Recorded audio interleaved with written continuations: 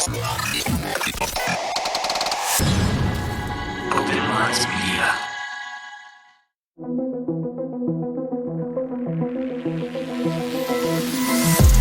The reality we live in can be a very strange place. Most of the time, fact being stranger than fiction. How will we ever start to understand this reality we live in unless we question everything? Join me and a guest as we unravel the mysteries of this reality, one topic at a time. This is Inquiries of Reality with Shayn Jones.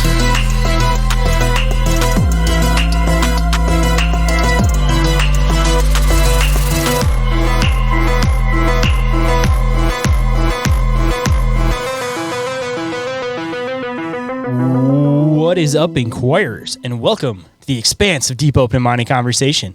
I'm the one they call Shane, and today for you guys, we're going to take it back over to the UK, because you guys know I love having people on the show from other countries, and we're going to dive into some of his personal experiences with the paranormal and high strangeness, and of course, at the end, we got to trickle in some local legends and folklore from over there in the UK, but I think you guys are definitely going to enjoy this conversation. Very organic, just kept rolling with it and seeing where it went, which honestly, those end up being some of the most fun shows sometimes. But before we get into the show, of course, we got to do the front of house and news and updates, so just to give you guys some personal news and updates, I've been a week off of podcasting ever since Small Town Monster Fest. I just had some personal stuff I was dealing with.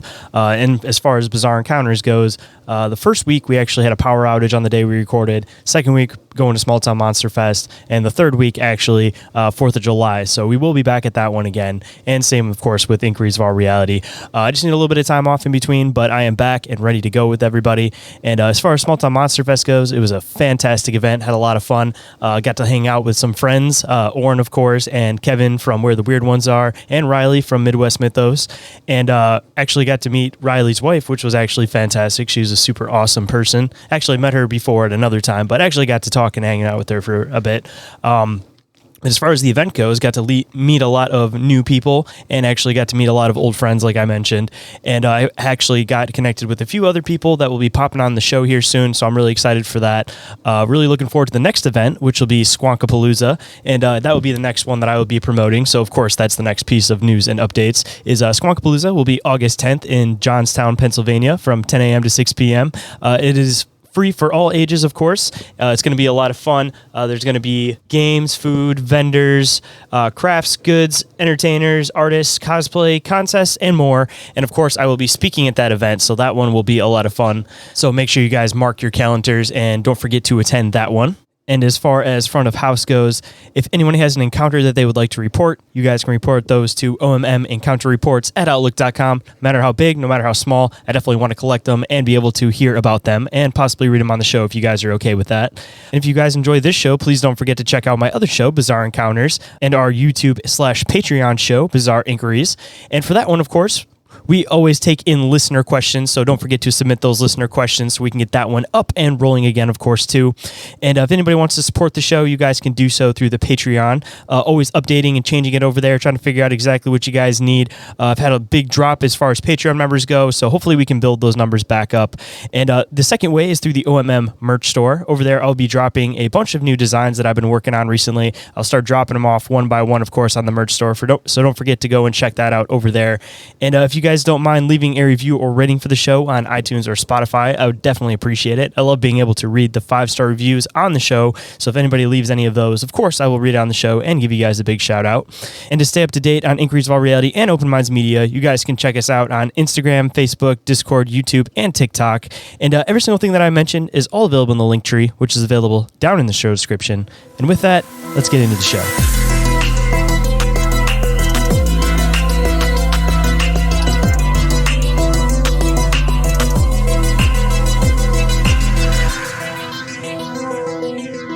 Please welcome to the show, medium Mark Hughes. How's it going today? I'm doing absolutely great. Thank you, Shane. Yourself? Not too bad, actually. Long day at work, but getting to sit down and have these awesome conversations always kind of is a nice little cherry on top for the end of the day, so I ain't complaining. Well, that's good because it's actually the beginning of the next day where I am, so it's even better. Gotta always love the time zones. People don't really understand how off time zones are until you do something like run a podcast, and then it's like you're trying to set something up with people in the UK, Australia, New Zealand, and just the hours get ridiculous as soon as you start getting to the other side of the globe. So, yeah, but it makes it more interesting, I think. Yes, that is true. So I guess before we start up with everything, for anybody that may not be familiar with who you are, what you do, what your work is exactly, why don't you let people know a little bit about yourself and a little bit about what you do? Okay. My name is Mark Hughes. I'm actually a psychic medium. I'm also a podcaster, and my psychic medium work, I tend to do use oracle cards when I'm doing readings. I also do events. I run like paranormal tours around certain haunted buildings, places like that. And I also sit down with one-to-one clients and give them hopefully a reading that'll help make a few decisions in their life, and messages that I sometimes get from loved ones and that sort of thing. As a podcaster, every Monday afternoon or Monday evening, I release a podcast under the banner of the Unexplained, and also true crime. It's every Monday. It's available on all sorts of podcast platforms and YouTube. I'm just in the middle of writing one for next Monday, all about the stalking crimes and things like that. But I've also done things like poltergeist cases. I've done hauntings. I've also done UFOs.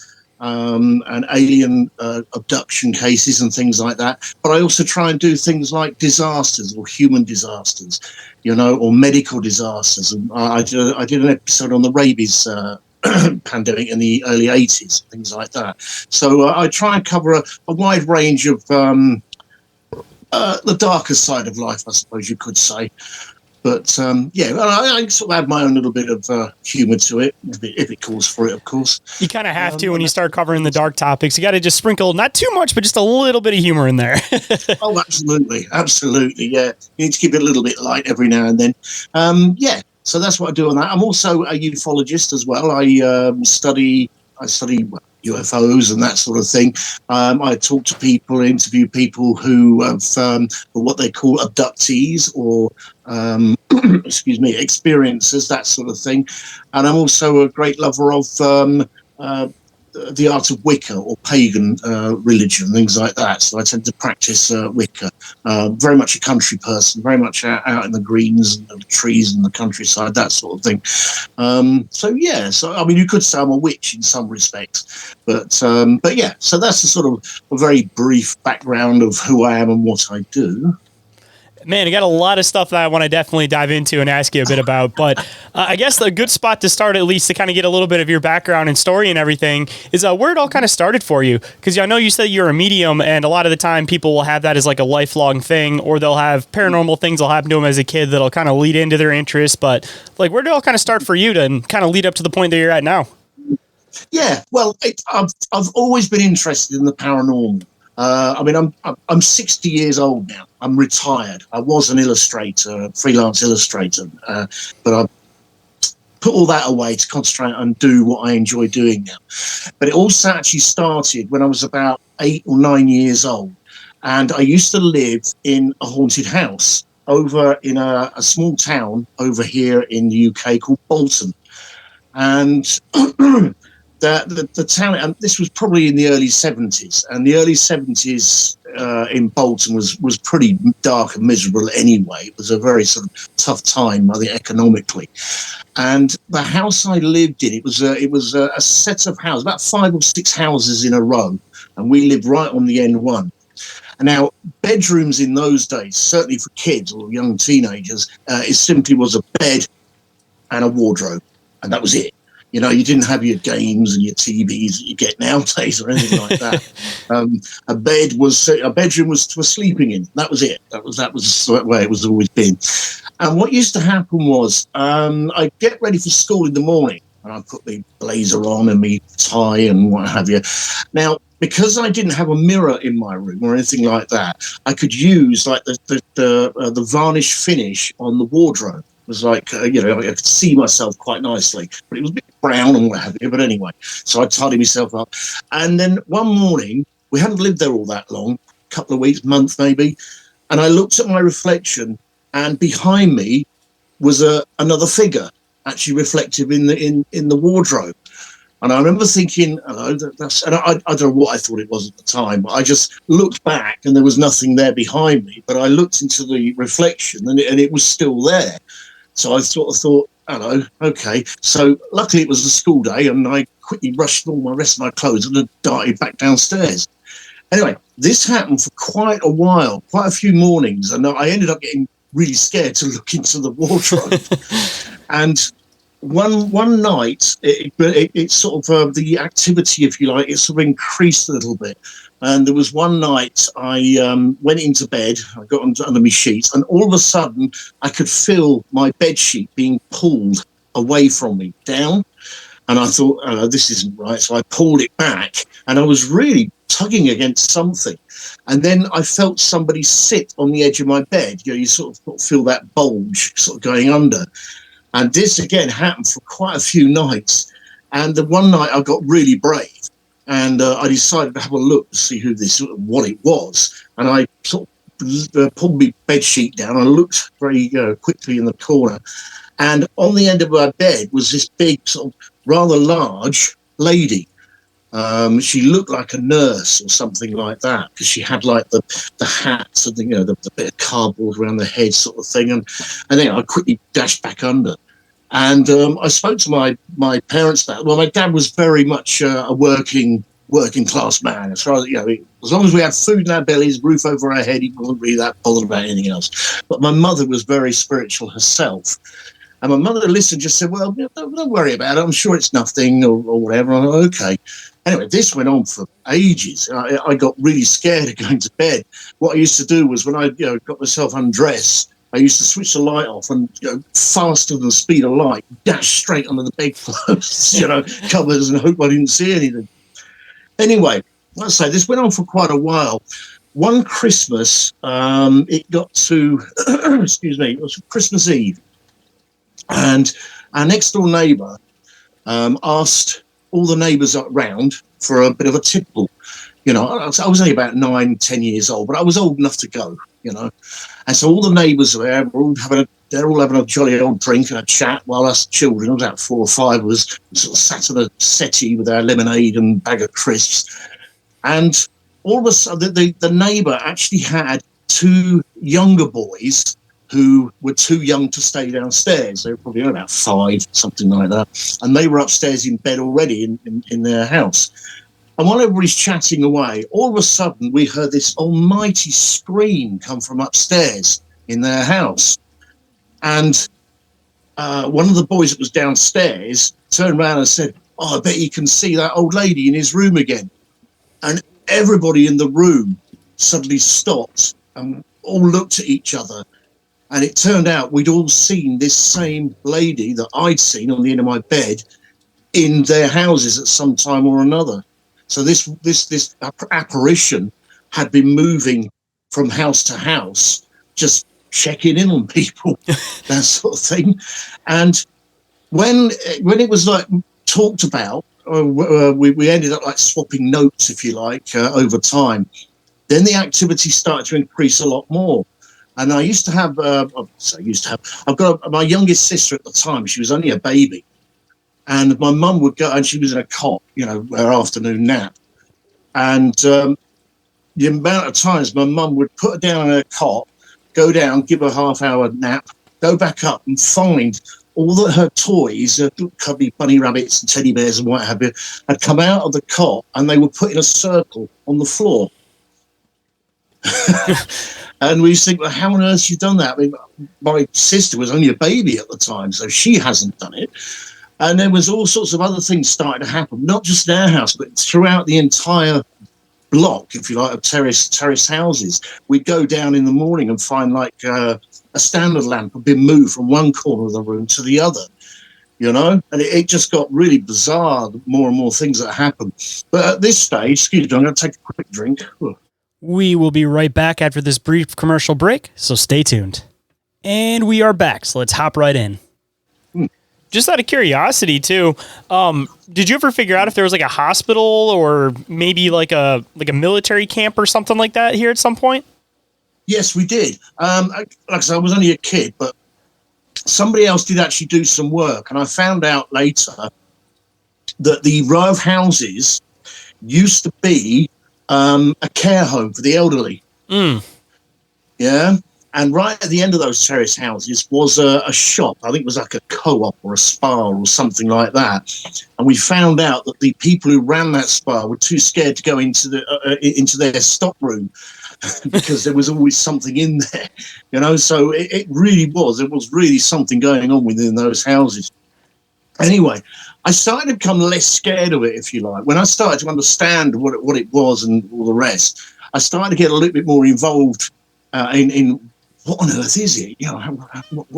What is this sort of thing? And my mum used to take me to the library. This is back before the internet, so we had a thing called books, like a tree with words, if you like. And we went there, and I started to read about all these ghost stories, but I never actually found them frightening. I just found them more interesting. And so that was me. I was into the ghosts and spirits and the hauntings and anything like that. I was really clued up on. I was really interested in. And then one day there was a television program that came on. You might be too young to remember it, but it's an American drama, science fiction drama. It was in the 70s. I think it was called something like The Fantastic Journey or something like that. And it was about a group of people that got stuck in the Bermuda Triangle. And each episode, it was them trying to get into the right, what do you call it? Like dimension or reality? Dimension, that's it. That's the word I'm trying to think of. The right dimension, trying to get back home again. It only lasted about 10, 12 episodes. I believe it's actually on YouTube now. A bit grainy, but it's there. And I thought, well, what's the Bermuda Triangle? And again, I spoke to my mother and she told me, and I thought, oh, right, I'll find out about that then. So back to the library, and I was reading all about Flight 19, the equinox that disappeared, all these various things that happen within this particular triangle of the sea. And I got more and more hooked in that. I was like the kid at school while everybody else was reading sort of, I don't know, Charles Dickens or Janet and John. I was the weird kid reading about death. That's like a lot of us that seem to be in this area and field. We're the weird ones out there reading all the folklore and books about dark things as a kid. Yeah. And then it sort of went from there. And then as I got older, I learned more and more about like cryptids. I sort of had experience with cryptids before they became popular. I remember there was one time I was a teenager, but I was still at school. And there used to be, I lived in a village, which is not far from where I am now. And next to this village was this big sort of acre woods. And it was called Bluebell Woods, it was called. And everybody used to say it was haunted and things were going on in there. Of course, I thought, I've got to find this out. Of course. Then one night, I got in trouble actually from my parents because it was a school night, but I decided I wanted to go down to Bluebell Woods when it was dark. So I took those days, it was like a bike torch, a great big metal thing, and I took a torch with me. And I went down into Bluebell Woods. And I sat there in the middle of these woods. Nobody would go with me, miseries. And I sat there, and all of a sudden I heard this baby crying. And I thought, oh, okay, baby crying? Oh, the woods were literally out in the middle of nowhere. And I thought, well, there's no houses nearby, and there's no sort of camps or gypsies or anything like that. So I thought, well, I'll find out where it's coming from. And I followed the noise. And as I followed the noise through the through the woods with my torch, all of a sudden the noise changed direction, and it came from a different part of the forest.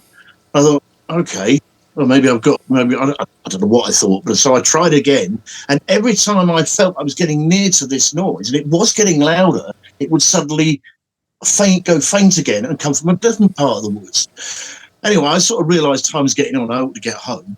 And I got home and got a bit of a telling off for being out so late on a school night. But it wasn't until sort of much later, when I was doing a bit more reading and research, that I may have come across what they call is a Tyanak. And a Tyanak is like a demon baby, if you like, that fakes a cry in order to trap you. And once it's got you, that's, those days you go missing and people can't find you. And I did sort of think, oh my God, I just about got away with that one then, It almost kind of sounds like a Fae experience for like the same thing too, because usually with the Fae, they'll try to lure you out and they'll use different noises, baby crying. Like I would have went towards Fae, but yeah, that's another one I've never even heard of before. Yeah. Well, this is it. I found it out much later, but yes, it is that sort of thing, because it's meant to be like the liminal part of the forest, like the entrance, and where it's meant to be most dangerous, or that sort of thing. But that was like my first, I think, cryptid, if you like. I put that down to, and then as time went on, I met a girl, got married, had children, had a career. Kids all left and gone away, and all live and have families of their own now. And then I retired, and I thought, right, I'm going to get back into this paranormal. Paranormal was always there. I was always reading about it. But when you got family, it's very difficult to do, to try and really throw yourself into it. And I suddenly found out I had all this time. I had no more after-school clubs to worry about or anything like that. So I thought, right, let's get back into this. And then I met a friend of mine. I met a friend of mine who is a medium, and she's a brilliant medium. And she actually offered to give me some training, as a proper professional. I'd have to pay her, and she did. And I spent about 2 weeks with her on a course, learning all about mediumship and how to focus and how to meditate and all that sort of thing. And then, unfortunately, she got very good at what she does, and she just got too busy to carry on with the training. So I ended up going with another guy who's a very good friend of mine, who's actually a demonologist.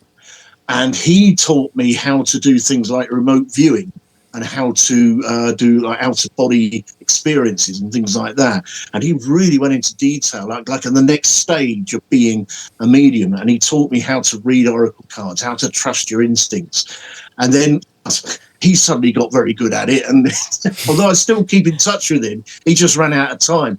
And then I had a final medium, again, who's a very good friend of mine, who actually taught me how to become a like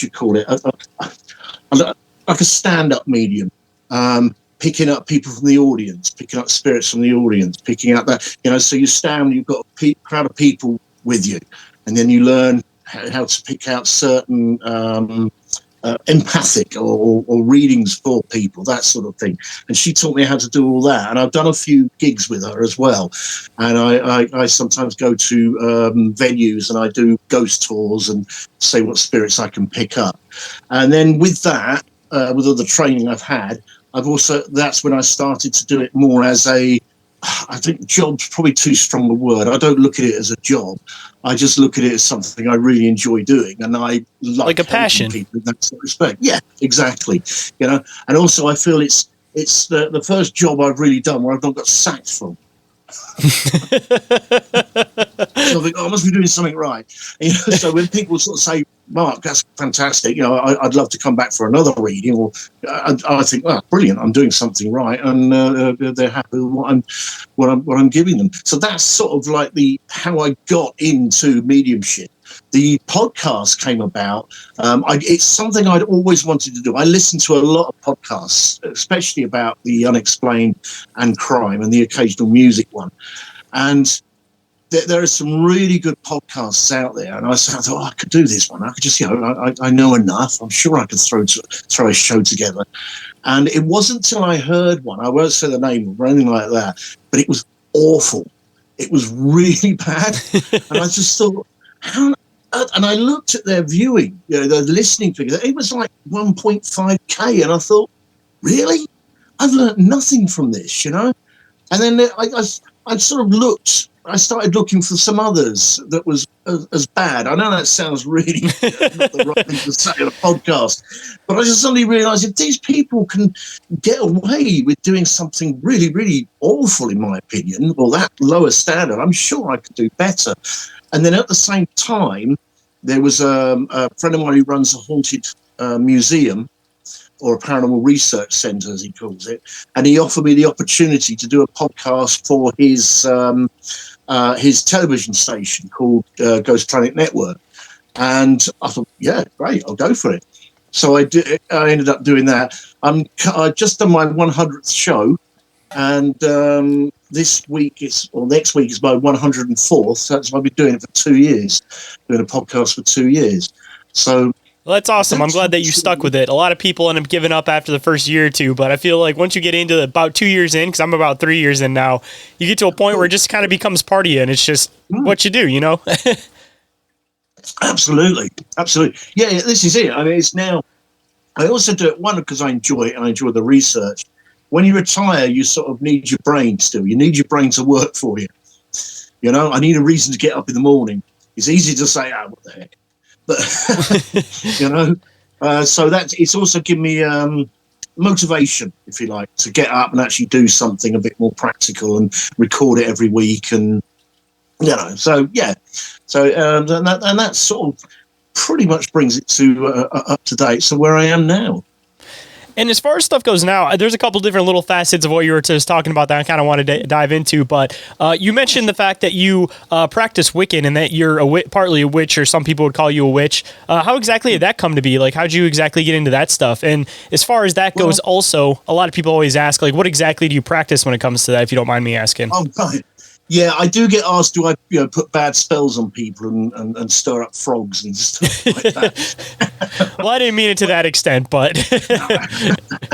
Well, it's funny, really, because I've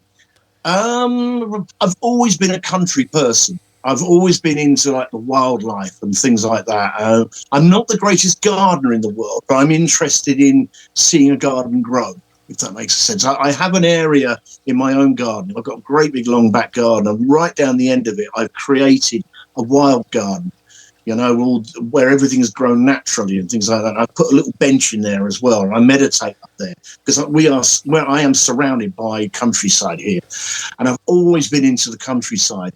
And I found out that how can I put it?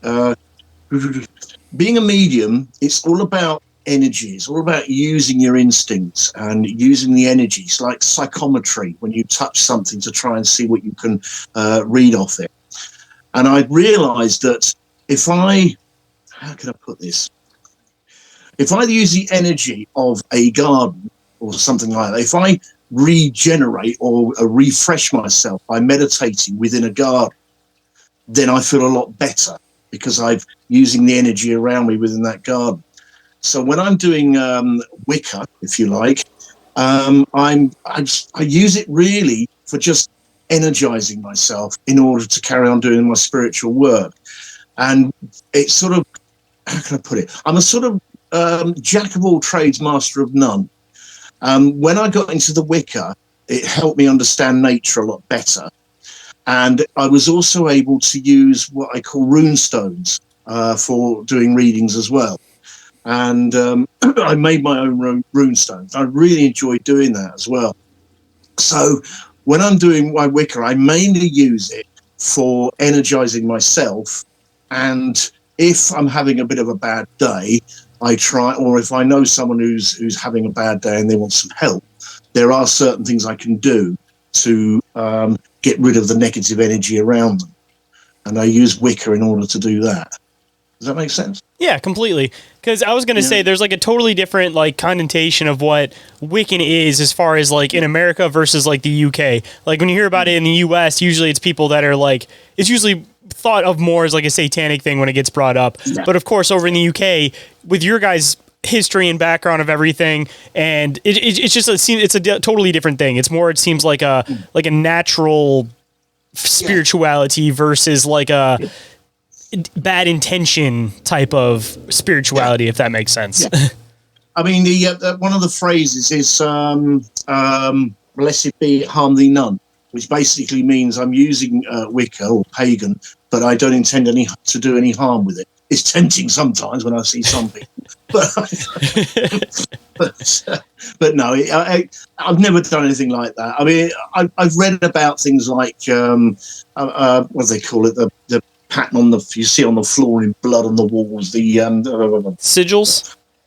that sort of thing, and that to me, that's sort of really Hollywood. It's just them trying to frighten everyone. I do get double takes sometimes when I say I practice Wicca, and I do have people going, really, and they back off and they think, oh my God, he's going to hex me or something. But it's nothing like that. One of the things I do is when I've done a ghost tour, and it does take it out because spirits use your energy. One of the things I've found is I'll go up and I'll hug a tree. Now, I get a lot of funny looks, believe me. One guy actually came up to me and said, do you want to be left alone? Anyway. No, this is a male tree. Oh, yeah. And you hug a tree, and it literally revitalizes you. And it's amazing. It is a fantastic feeling. And it sees me usually for the rest of the evening, if depending on how much time I'm with the clients. It just gives you that extra vroom. So that's how I tend to use my Wicca. I tend to use it in a peaceful way. Hold that thought. We'll be right back. And we are back. So let's hop right in. Yeah, because usually it's like when it comes to Wiccan, all of that kind of stuff, like there's like the light working side, and then there's like the dark side of it, I guess, is a good way to describe it. And it seems like most people that are like mediums, they more so kind of work on the light side of the spectrum. And it seems like they kind of get into a lot of that kind of stuff too. But I always like to try to separate it on the show. That's why I usually kind of dive into the questions involving this kind of stuff, that there is a big difference between the light side and the dark side of it. But everybody just has that bad ambiance for all of it, not realizing that there is a difference. But I mean, also too, it seems like a lot of podcasts that are in this area too are very Christian based. So of course that's not going to be something in their wheelhouse to begin with. But as far as my show goes, I kind of like to entertain all different possibilities. So, I don't avoid a topic just because, one group doesn't necessarily like to talk about it. So yeah. Okay. Yeah, no, I mean, I do have a friend of mine. He's, in fact, he was the guy who taught me how to do remote viewing and things like that. He studies demonology, and I've seen some incredible things happen when he does deal with the darker side of the paranormal. As a right, he always looks knackered as well. Doesn't surprise me, but I've seen some fantastic stuff, some phenomenal stuff I've seen when he's dealt with with demonics and stuff like that. But he knows how to protect himself, and he's very good at it. And I always say to people, if you're going to do something like that, make sure you know what you're doing first, because it can really drain you. It really can. But yeah. I mean, even doing some of the protection stuff too, you got to make sure you're getting it from the right source, because there are people that'll like tell you this is a source of protection and it won't actually be that at all too. Or sometimes if you don't necessarily do it properly, then you're not really helping the case. Like one mistake people always make with saging is the fact that you have to like make the trail leaving the house, whether you have like a window open, a door open, and most people just sage but not leave a window or door open at the end of it that you trail it out to. So then they don't leave that trail for things to be able to leave, and don't realize you're supposed to do like a path around your house and stuff. So it's like if you don't practice it correctly, then it's not actually doing what it's intended to do in the first place. Yeah, exactly. I mean, people say to me, well, I mean, I've done saging round.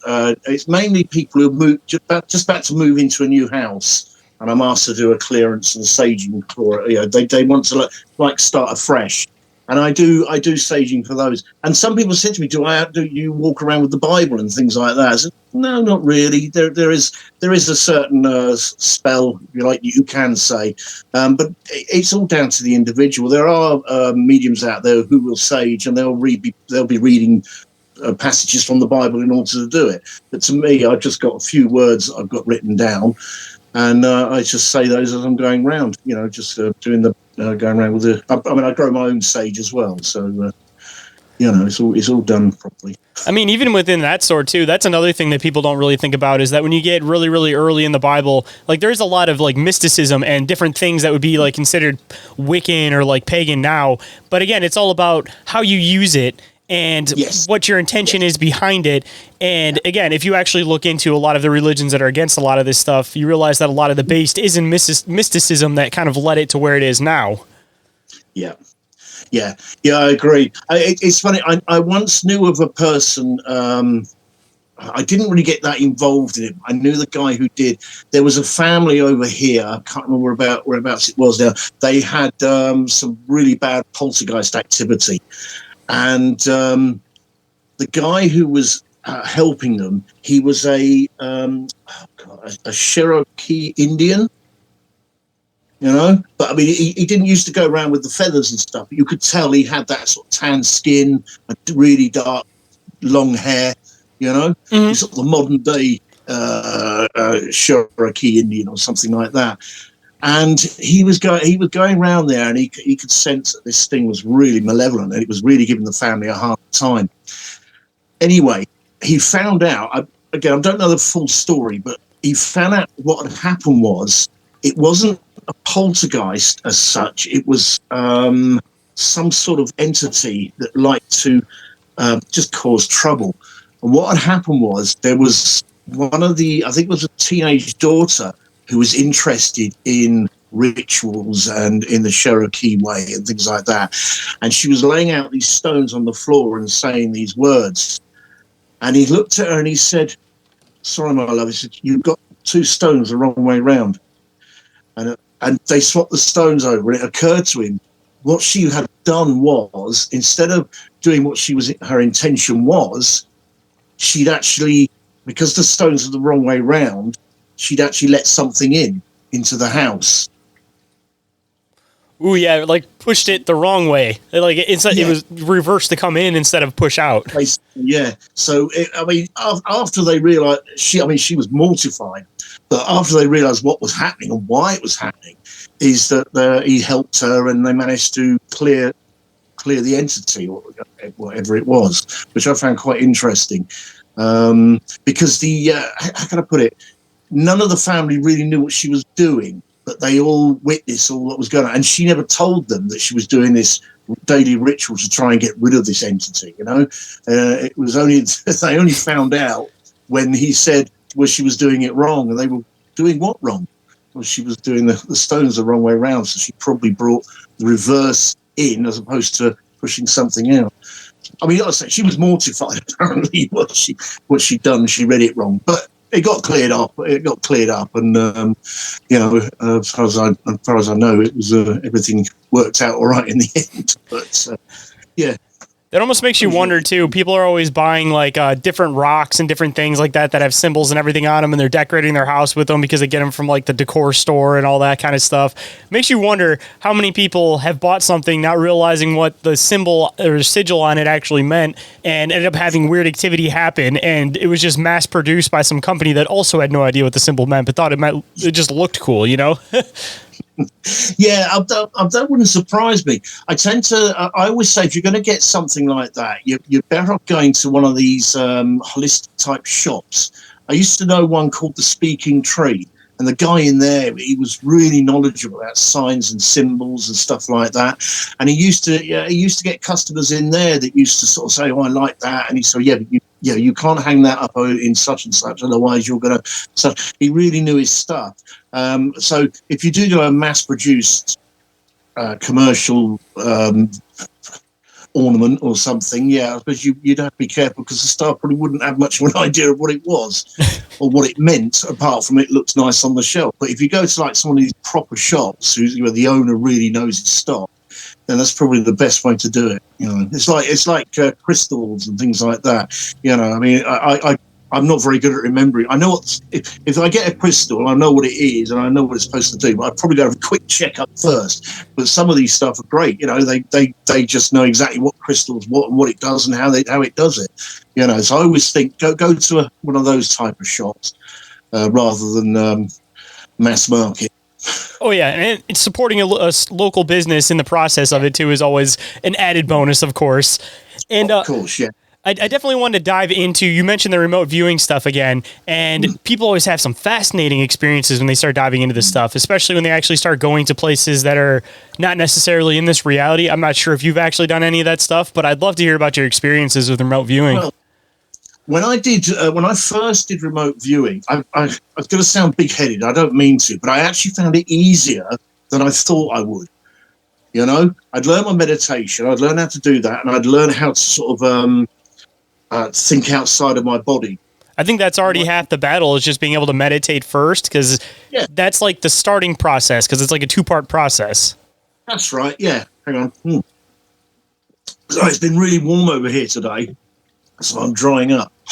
And the first time I did it, I had to, I sat down and I got myself out, and the guy in front of me had a map, and he said to me, okay, I want you to turn left. And I said, okay, I'm turning left. What do you see? And I would tell him what I saw.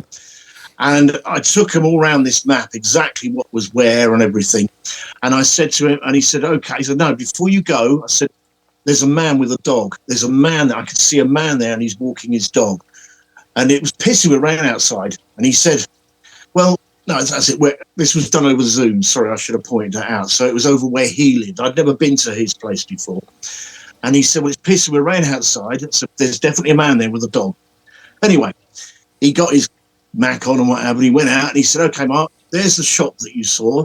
And he literally took me round where I saw. And just as he'd finished, I said, hang on, look back. And he looked back, took his phone back, and there was the man with the dog. So straight away, I thought, oh, yeah, I could do this. do you know what I mean? So I even got to the point of the man with the dog.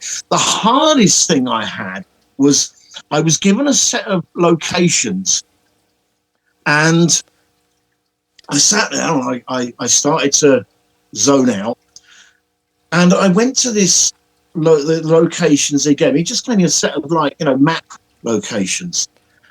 And I said to him, I can't get in the building. I can't get in the town. It's a big town. It's big walls. It's brick. And I explained, but I cannot get in the building. And he said, don't forget, it's remote viewing and all that. I just could not get into this building. No matter how hard I tried, I was being pushed out spiritually. And I came back, and he said, I'm not surprised you couldn't get in. And I said, why? He said, it was the Vatican Library. So I couldn't, and I thought, after that, yeah, there's something to that.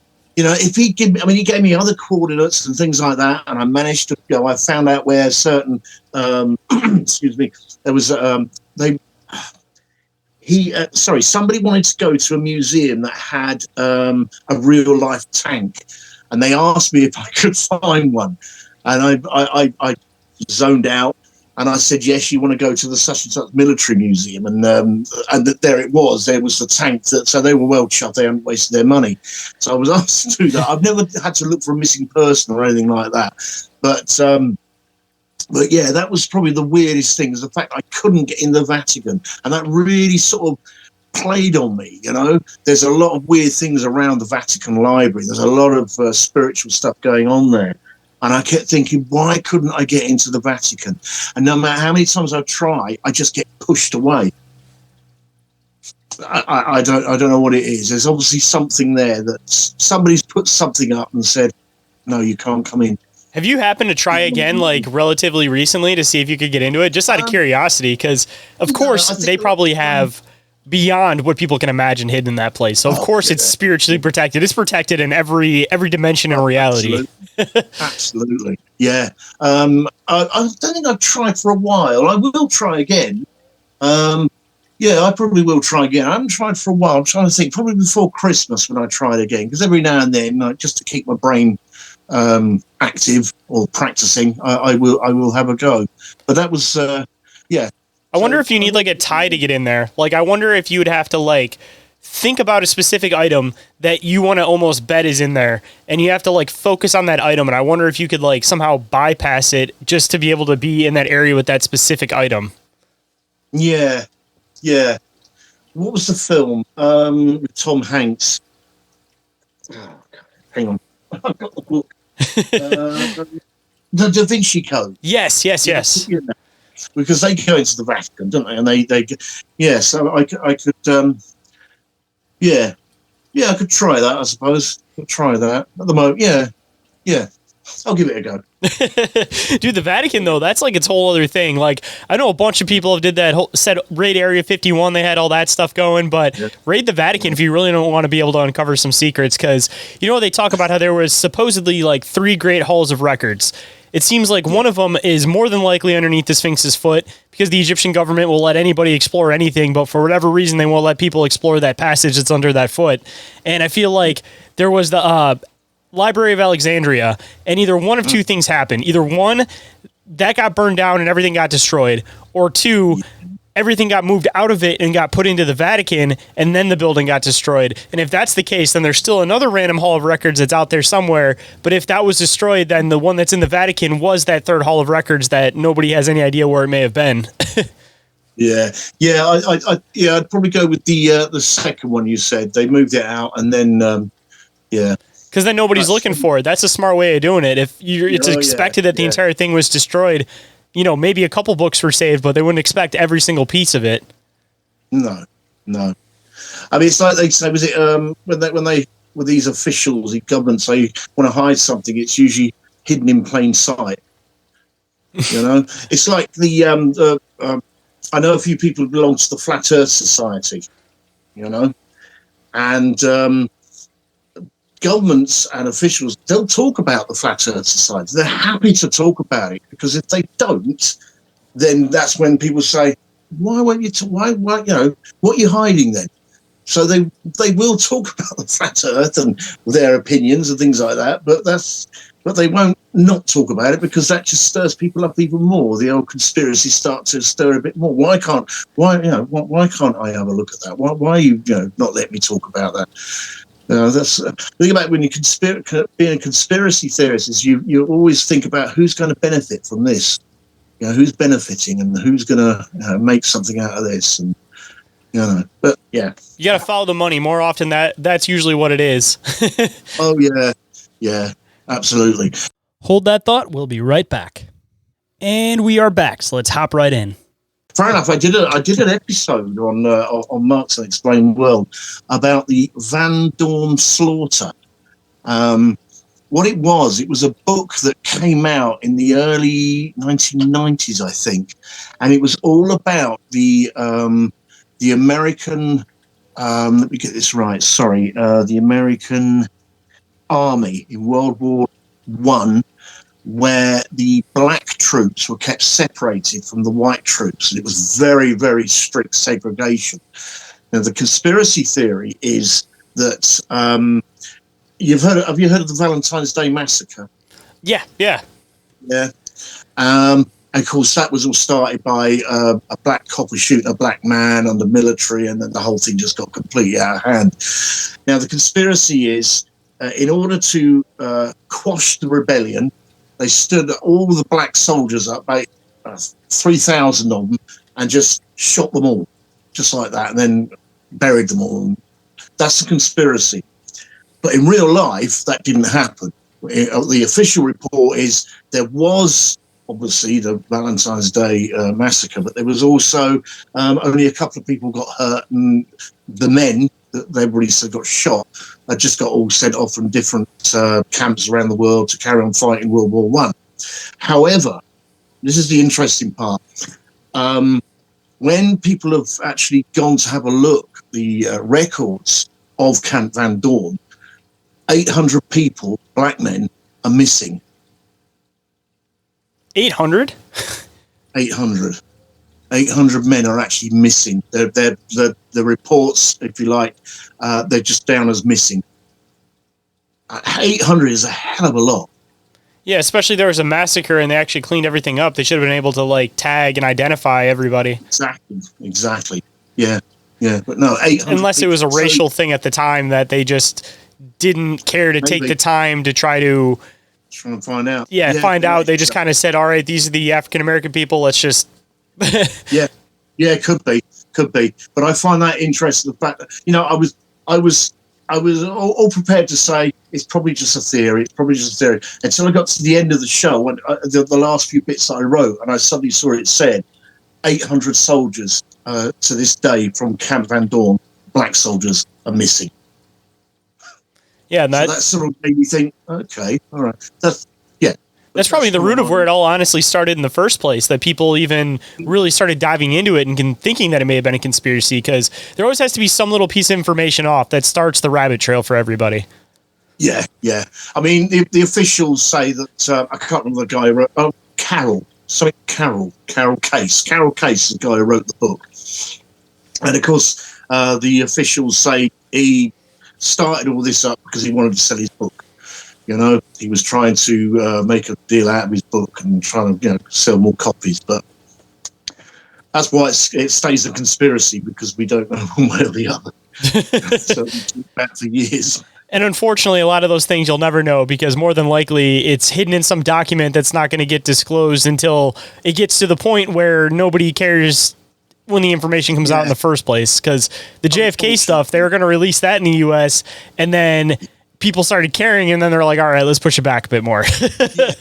Yeah, fair enough. Exactly the same thing happened over here when there was the big miners' strike back in the this is the 80s. And Margaret Thatcher was the Prime Minister at the time, wouldn't give in to the miners. I was never a Thatcherite, but I did admire her. She was a sort of woman who really did stand her ground, and nothing would make her move. And all the records from that period were going to be released probably 10 years ago. But someone somewhere decided, no, let's keep them locked up for another 25 years. And so, of course, everybody's going, hold on, why? Then in 25 years, they're going to push it back another 25 years. So by the time it gets released, the generations before and will have gone. Nobody can be sued. So it'll just...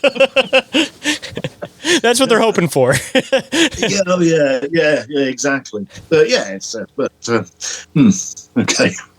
So one thing I definitely got to dive into before we run out of time too, because I always love asking this of guests that are from not the United States, and I guess partially sometimes United States too, depending on the area. But I always like to dive into local folklore. It's one of my absolute favorite things to dive into. So I like getting some of those like localized things that, or maybe even local legends that not too many people know outside of the area. So I know you're living over in the UK, like you mentioned. I don't know exactly what the area is, but I know you guys have obviously like a history buried on history buried on history. So I'm sure that there's thousands of local legends and folklore and stuff that you guys probably have in your area. But is there any that happen to have stuck out to you that you've happened to pick up, or any that you remember from the area you lived in as a kid or anything? Local legends. Are you talking cryptids or anything, or just cryptids, paranormal, UFOs, and just any local interesting legends, of course? Okay. Well, there's I'd say the nearest to me is I'm sort of to the west of London, between London and Reading, so I'm probably smack bang in the middle.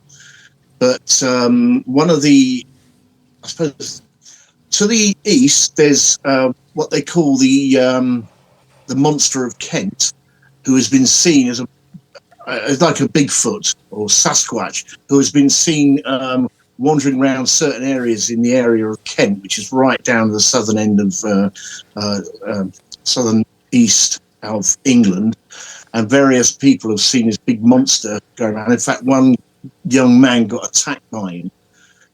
That's the one. That one probably sticks out straight away. The other one is in Wales, where is the Todmorden UFO sightings, which is a really fascinating case. And they started off right over sort of West Wales, the coastline in West Wales, where a group of school children saw a UFO land in the field next to them. And they were all asked to draw pictures of what they'd seen in exam conditions by the teacher. Because I think one of the teachers also saw this UFO land as well. But it wasn't just the school. There's a... I can't remember her name now, a journalist did some more research. It was found that the same shape UFO had been seen all the way along the south coast of Wales by different people who didn't know each other. And when she went to the Book of Record or Hall of Records over in London, where everything had been released regarding UFOs, there was a great big file on there where the MOD had written about this UFO and all the witness statements and everything. And that's really a fascinating case. One of the intriguing things about that to me was the aliens themselves were probably about 8 foot tall. The reason why I'm saying that is because one poor woman, when was this? 79, 80, that sort of era. She was upstairs in cleaning the house or something one evening, clean the house or doing something upstairs. And she looked at one of the bedroom windows, and in front of the window was this face just looking at her. Of course, petrified, frightened the life out. And as she went downstairs to tell her kids and try and get them all together, she could see the rest of the shape of the alien, through the front window downstairs. You could see like his arm, if you like, and his leg, So he must have been about 8 foot tall in order to look in the top window. That's one of the fascinating cases. The other one that really is interesting one is the Rendlesham Forest UFO, and they call that our Roswell. Yep, I was going to say I've heard about that one a couple times. It's fascinating. Yeah, that is an amazing case. I mean, that was done. That happened over 3 nights. Different soldiers witnessed different things over 3 nights, and 2, maybe 3 of the soldiers actually saw the craft land in the middle of the forest. And of course, he made notes on his notebook and whatever what these symbols were, and he actually touched it. And I believe I think he's still alive. Holt, I think his name is, and he's got some sort of cancer. And that seems to be a common motif with a lot of these things. People get like radiation burn, or they get like some type of sickness from being too close to these crafts. And of course, he can't get insurance because the Air Force won't release the documents of what happened to him that night. So there's no way they can find out, because he said, I got it from an alien spacecraft. Of course, the insurance company got what, and because the Air Force won't release any documents, unfortunately, the poor guy is still suffering. I think I've got that right. It's open for people to look, but I believe one of them is actually suffering at the moment. Those are the ones that immediately come to mind. I'm sure there's others. I know there's a few in Wales.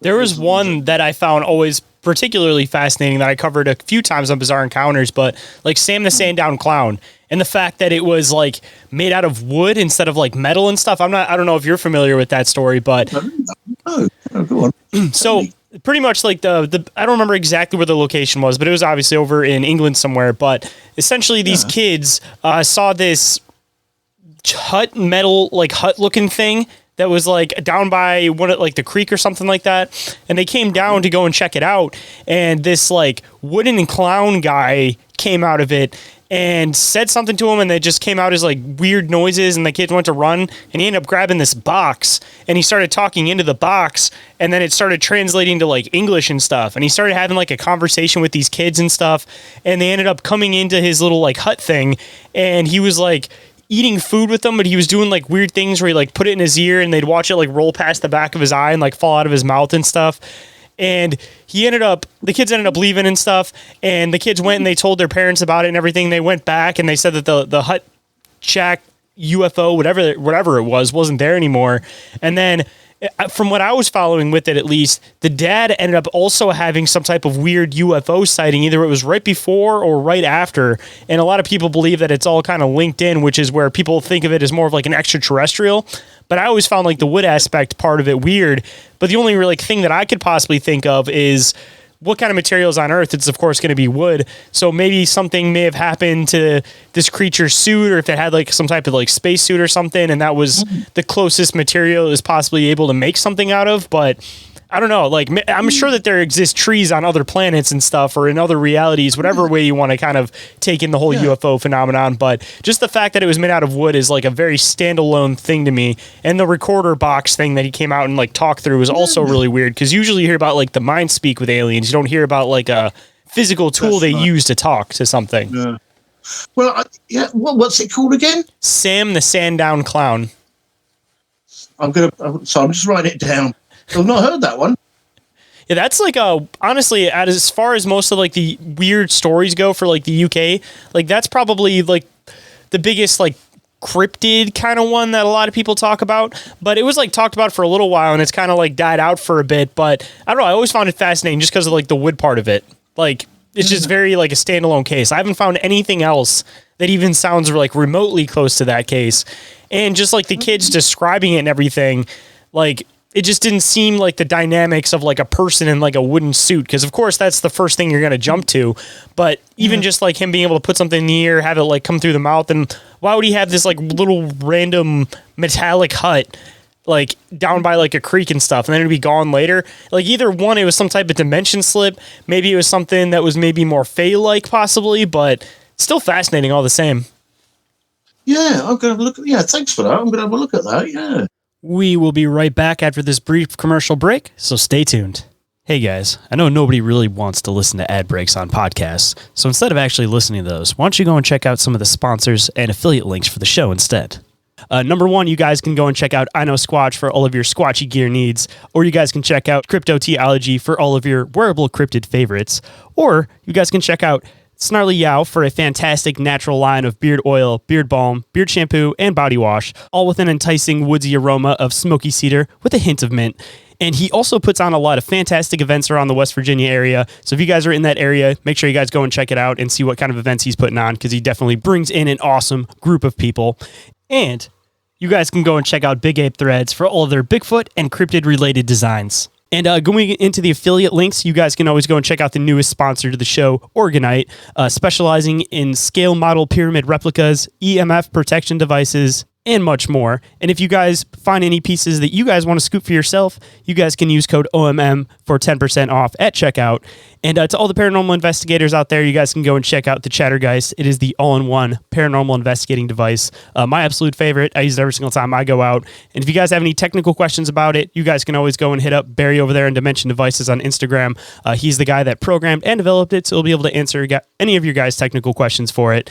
And if you use the affiliate link, you guys will receive 10% off at checkout. And just a heads up, the company is based in the UK, so when you check it out on the website, it will be in pounds. But when you guys use PayPal, it will convert over. So don't think that you guys can't scoop one just because you don't live in the UK. And don't forget to check out the affiliate link for Sticker Mule to receive a $10 credit towards your first purchase. Over there, you can get a bunch of stickers printed, t-shirts, posters, all that kind of stuff. So if you guys are another podcast and you guys are looking for good quality stuff in order to print your logos on, Sticker Mule is definitely the place for you. And more information on all of those, of course, is available down in the show description. Let's quickly run through some commercials and get back into the show. And we are back, so let's hop right in.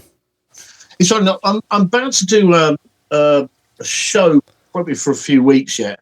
I've been doing some research on it on a policeman called Alan Godfrey, and he's involved in two really strange cases. I mean, he had to retire because he was getting a lot of flack for his beliefs. And the first one is like a murder mystery, if you like, where this guy Zygmunt Madansky or something. Anyway, he's a Polish guy, and he went to work one day and then vanished, just disappeared. So he got reported as a missing person. And then one day, it says it must have been Wales because it was a coal mine. One day, these guys went into work, unlocked the bolts, and then in front of them, a big pile of coal, probably about 10 feet high, was a body. So, of course, they called out to the police, and it was this Alan Godfrey, I think his name. He came in and he climbed up to the top of the coal, and on there was this missing guy, this Zygmunt. But what was strange was it was like someone had undressed him and then put his clothes back on, but not very well. Like his trousers would be on backwards or back to front, or his shirt would be tucked inside out. That's the usual UFO thing with abductions. You hear about that a lot, that people have their clothes spun backwards and stuff. Exactly. Because he also had all his hair, not cut like somebody had gone very quickly with a razor, and it was all spiky and all over the place. And he was covered in some sort of goo. Yeah? He was dead, unfortunately, but they couldn't work out how he died. Also, how the hell did he get on top of that 10-foot pile of coal? Who on earth would go up there and put on a 10-foot? Because nobody could get in the building over the weekend. There was only one person with the key, and that was the manager. And also, the coal itself had not been disturbed. It was a nice pile, and there wasn't like the lumps of it on the floor where somebody had walked on it. And the Polish guy himself had no coal marks on him. They were like, oops, we killed this one on accident. We got to dump him somewhere. Yeah, exactly. But what was interesting? Now, a lot of people tend to put his what happened to this copper into two sections. That is like the mystery part, and it's an unsolved crime because nobody knows how it happened to him. 6 months later, the copper again, he was doing in his panda car, doing some general driving around, making sure everything's okay, and he suddenly, in front of him, on this country road, was what he described looked like a double-decker bus side on, but about 2 or 3 feet in the air. Because it was dark, he could just see the lights going across the top and the lower deck, and he thought it was a double-decker bus. And he got closer to it, and he knew it just didn't seem right. It had a few flashing lights on it and things like that. So he got out of his car, and he got his notebook, and he started sketching this thing in front of him. And then all of a sudden, in a flash, he was in his car driving down the road. And he suddenly sort of thought, whoa, what's going on? He's put his brakes on quickly, and he thought, what on earth? And he looked back, and whatever it was had gone. So he'd actually gone past what he saw in front of him. Yeah. He got back to the police station, and he was a bit shaken up. It's like a time slip. Yeah. Well, he got in there, and he sort of said, look, I've just seen this. And of course, it was the late 70s, early 80s, and he wasn't taken very seriously. But he said, but this is what I saw in the road. Anyway, he went in to get changed to go home, took his uniform off, and he looked at the clock on the wall, and it said 9 o'clock. He finishes at 6. And he thought, it must be wrong, because he knew he had to come back to work for 6 o'clock to get dressed to go home. And he asked somebody for the time, it's 9 o'clock. So he lost 3 hours. Mm-hmm. Yeah. So this guy, he's got 2 weirdnesses, strange things that happened to him, and I've decided to try and put them both into a show to try and make it about him rather than the things that happened to him. Because it's quite interesting. He did go, I believe he did have some regression therapy or hypnosis to find out what happened to him. But I won't tell you anymore because you'll have to listen to my show to find out. Of course. I'm definitely going to be listening to that episode because you got me fascinated on it. I'm almost wondering if there's like a link that maybe he got too close to something on the first case, so they had to like mind wipe him something, and that's what happened to him for the second experience. That's like how I would kind of connect it. If you get into the UFO aspect of it, of course. Yeah, of course. That's how I saw it as well, but I haven't read the whole thing yet. But it was interesting enough for me to go, I'm going to do a show on this, So that's the missing time and things like that. But hey, we live in a strange world. Hey, I'm going to be doing this a little bit backwards because I usually do words of wisdom first and then all the links and everything. But just because you were talking about that episode, of course, you got to tell everybody where to come and check out your podcast. And then actually maybe we can split it up and then we can do all of your Medium links at the end. But let everybody know where they can find your podcast. They can go and check out that episode. Yeah, okay. Well, that episode won't come out till about September, I think, because I've got quite a few partly written at the moment. Well, every Monday evening here, afternoon where you are, my podcast comes out, and it comes out on pretty much all the podcast platforms like Podbean, Spotify, Amazon Prime, Google Podcasts, and various others. The only one I haven't got it on yet is iTunes, simply because my laptop is so crap. Every time I try and download the app, it crashes, so I need to sort that out. And it's also available on YouTube as well. You'll find, just type in Mark's Unexplained World, it'll come up. I tend to also put the links all over social media. I've got a Facebook group called Mark's Unexplained World, which is full of weird and wonderful things. Anything I can find that's out of the ordinary, I post links on that for people to read, enjoy, and comment. I try to answer the comments when I can. So that's where you'll find Mark's Unexplained World. Mark the Medium is, I do use that page, but I tend to do a lot of my Medium stuff is more private work. So if I do put stuff on my Medium page, it's usually stuff if I've done like a ghost tour or something like that, and that's if somebody's filmed me doing it, then I will I put stuff on there. I've also got I'm on Instagram as well. Instagram is really just pictures and things like that of books I've got, various ornaments and nature pictures and things like that on there. I'm also on TikTok, and I'm everywhere. LinkedIn, so that's so but the main place to go is Mark's Unexplained World, because that's where the link to the podcasts are. At the moment, I'm on episode 104 at the moment, so I'll be going exactly 2 years. So yeah. Well, perfect. I'll make sure I include all the links down in the show description so everybody can find it quick and easy. And since we're doing this a little bit backwards, of course, I got to ask, if there was any words of wisdom that you could bestow on the listeners, what might it be? Well, somebody once said to me about summoning demons and things like that. Now, I can't remember the exact number of days, but they said to me, if you wanted to summon up a demon, it would take you 22 days. And it means doing the same ritual every day. If you ever get 22 days, he said he only knew one person that did this. And after 7 days of doing the same ritual every day, he got fed up with it and stopped doing it.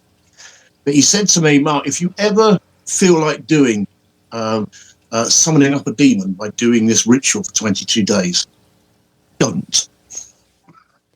That's pretty good words of advice. Just don't. Just don't. No, I've seen some things that have happened to people because they mucked around with stuff they just don't understand, or they think they understand. And hey, if you call them here, they're going to take a doggy bag back with them, and chances are there's a good chance it might be you. I mean, yeah. So I think that's probably Yeah. Sorry, very quickly. I know you're running out of time. I did a show a while back with a young lady called on spectrophilia, which is people who like to have sex with ghosts and spirits and things like that. And I asked her a question. I said, so if somebody's practicing spectrophilia, how do they stop? And she said, burn everything and start a new life. Yeah, once you get them that close and bonded to you, they ain't going nowhere. Like, you think crazy boyfriends are one thing when they're alive, imagine when they're dead.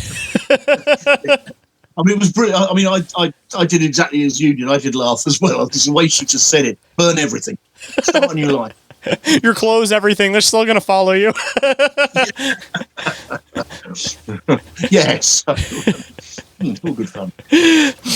Well, I appreciate you making the time to come on today. Man, it's been a lot of fun, and definitely have to have you come back on, because I just love listening to you tell stories and share your experiences. Just fascinating to listen to. So, and thank you so much for the opportunity as well. And please don't be a stranger. You know, if you just don't be a stranger. Of course, yeah. I'll definitely make sure we keep a line of contact open. Yeah, do so. You know, yeah, brilliant. Okay, well, thanks ever so much, and I hope I've done your show some justice, and I hope your listeners will be encouraged to listen to you again. Oh yeah, definitely. They'll definitely enjoy this episode, knowing how I usually run the show, keeping that open conversation. It was a really fun conversation. Like I said, we covered a lot of ground, so I definitely think they'll enjoy it. Yeah, good. Hope so. Yeah. If anyone is interested in being a guest on the show, having me as a guest on your show, sponsoring the show, or getting a hold of me for any reason whatsoever, you guys can get a hold of me through email, which is increaseourrealitypodcast@outlook.com, or through social media, Instagram or Facebook. Instagram is the one that I am the most active on, of course. Or you guys can get a hold of me through the submission forms, which are available on the Linktree. And if anybody is interested in podcast or audiobook production services, you guys can shoot me a message through Open Minds Media. The Linktree for that is available down in the show description also. And every single thing that I mentioned throughout the entire show is available in the Linktree, which is available down in the show description. And with that, hope you guys enjoyed the conversation, and I'll catch you on the next one. Have a good night, everybody. Reality isn't what it seems. Abductees taking aboard a craft with a tractor beam. Is life a simulation or an astral dream? Aliens travel through black holes of different galaxies. Bigfoot stalking campers as the Wendigo walks through the woods with sharpened antlers. Using Ouija boards to talk to the dead like a necromancer. There's so many questions and not enough answers. So if you're interested in mysteries and abnormalities, tune in and listen to Inquiries of Reality. So if you're interested by mysteries and abnormalities, tune in and listen to Inquiries of Reality.